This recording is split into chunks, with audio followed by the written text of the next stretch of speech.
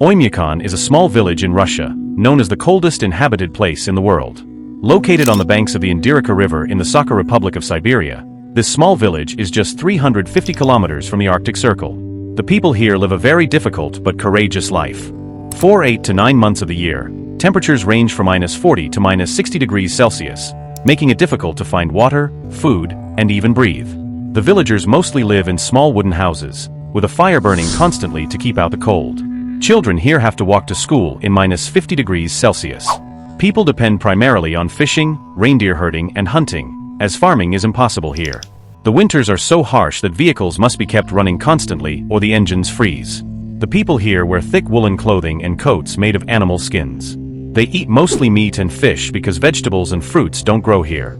Despite these difficult conditions, the people here remain smiling and heartily welcome outsiders. Their lives are full of simplicity, but courage and mutual cooperation are their greatest strengths. They believe that cold tests courage, not the body. This is why the people of Oymyakon have become an example of courage and endurance for the entire world. The area here spans approximately 21,000 square kilometers, but the population is very small. Only a few hundred people live permanently. The entire region is surrounded by high mountains, snow-capped valleys, and frozen lakes. The surrounding mountains include the Stanovoy Range and the Verkhoyansk Mountains, whose peaks remain covered in snow year-round. These mountains not only enhance the natural beauty but also help block the strong cold winds. The Inhabited River, which flows near Oymyakon, is considered a major source of life in this icy region. When the snow melts in summer, it provides the only source of water for people and animals. In winter, the river freezes completely, and people walk on it to reach other villages. There are also some small lakes and waterfalls, formed by melting snow in spring. The land here is permafrost, meaning soil that remains frozen year-round, making farming almost impossible. People depend on fishing, hunting, and water from melting snow. Mountain herbs and snow-covered forests are part of their lives. They rely on these natural resources for their needs, including medicine, food, and fuel. Overall, Oymakon's terrain is difficult, but its rivers, mountains, and snow-covered forests provide the foundation for their people's survival. Oymyakon has a harsh and extreme climate, known as the cold capital of the earth. Winter lasts for nearly 8 months, with temperatures dropping below -50 degrees Celsius. The average temperature in January is around -45 degrees Celsius, while the lowest recorded temperature is -71.2 degrees Celsius, making it one of the coldest places in the world. The air is extremely dry, and the cold is so intense that water freezes in seconds.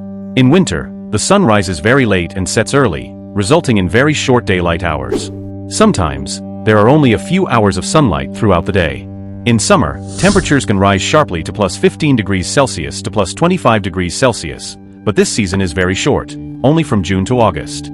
During this time, snow melts, rivers flow, and green grass appears. Rainfall is rare, and the ground remains frozen for most of the year under a condition known as permafrost. The cold winds here are so strong that an exposed face can go numb within minutes. Snow covers the trees, and the sky is overcast most of the time. Spring and autumn are virtually non-existent here. Temperature changes are so drastic that it can feel both freezing and mildly warm within a single day. Overall, Oymyakon's climate is extremely cold, harsh, and unique. The attire of the people of Oymyakon village is no less than a battle armor. When the outside temperature reaches -60 degrees Celsius, clothing becomes not just a necessity but a lifeline. The people there wear their clothing in layers, first a thin thermal layer, then a woolen shirt or sweater, then a heavy coat made of sheep wool or reindeer skin. This coat, called militsa in the local language, covers the body from head to knees.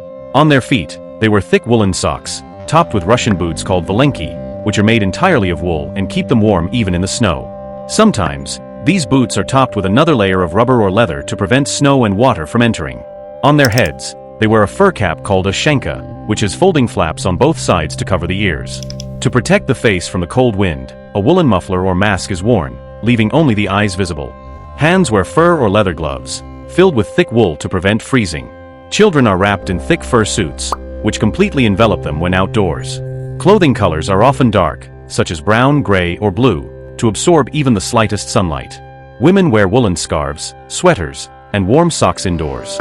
Some traditional Yakut costumes feature beautiful embroidery, symbolizing their culture. Their clothing is not fashion, but a means of survival.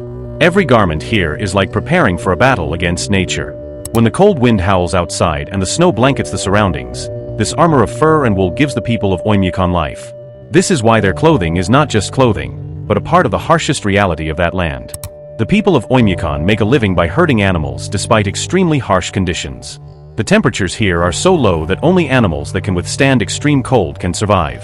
People primarily raise reindeer, horses, and yaks, as these animals are well suited to cold climates. Reindeer are a major support for life here.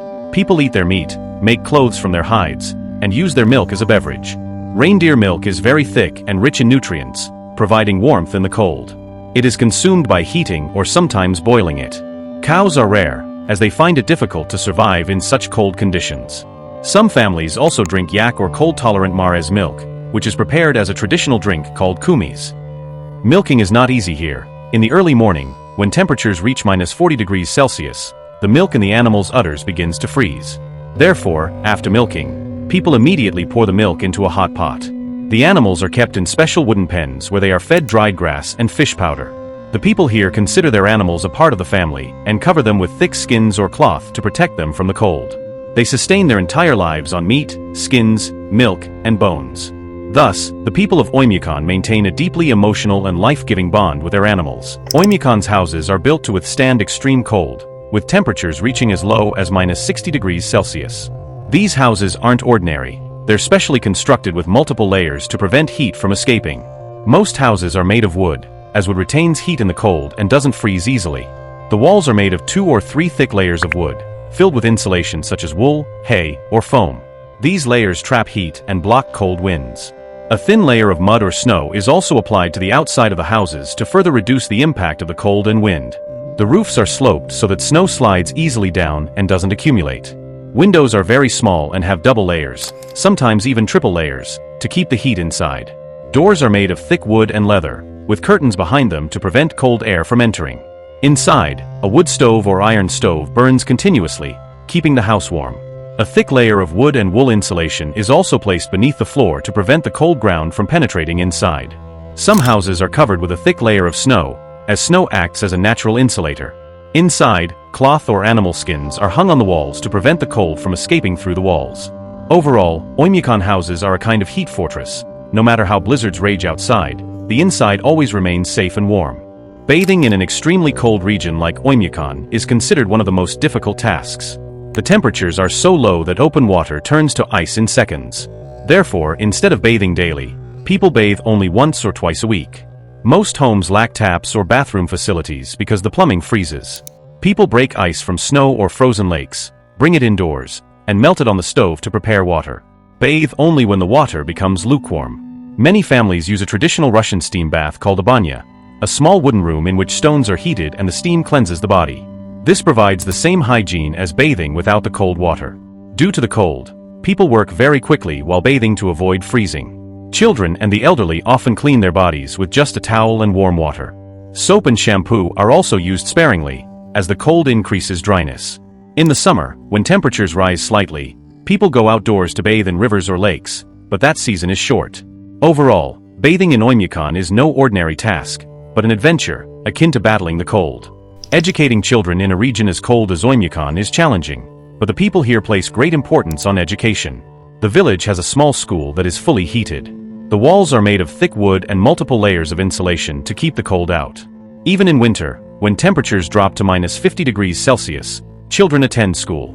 They wear thick fur coats, gloves, hats, and woolen boots, and many walk several kilometers across snow-covered paths. Sometimes, when temperatures drop below -55°C, the school is closed, as venturing outside in such cold conditions can be fatal. Inside the school, wood or coal-fired heaters burn continuously to keep the room warm. Teachers teach children not only basic subjects but also cold survival techniques, animal husbandry, and traditional knowledge. Electricity and internet are limited, so learning is mostly conducted using books and blackboards. The children are very disciplined and hardworking because they know that education is the only way to overcome a difficult life. Hot soup or tea is provided at school to help children escape the cold.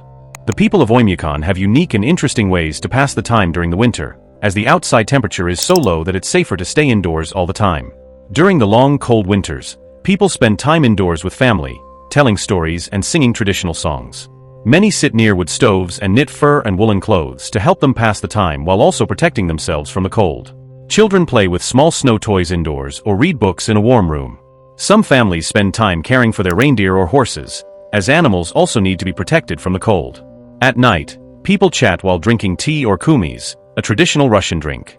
In winter, when a blizzard rages outside, people look out the windows and enjoy the view. Some go outside and draw pictures in the snow, as everything looks like sparkling ice crystals.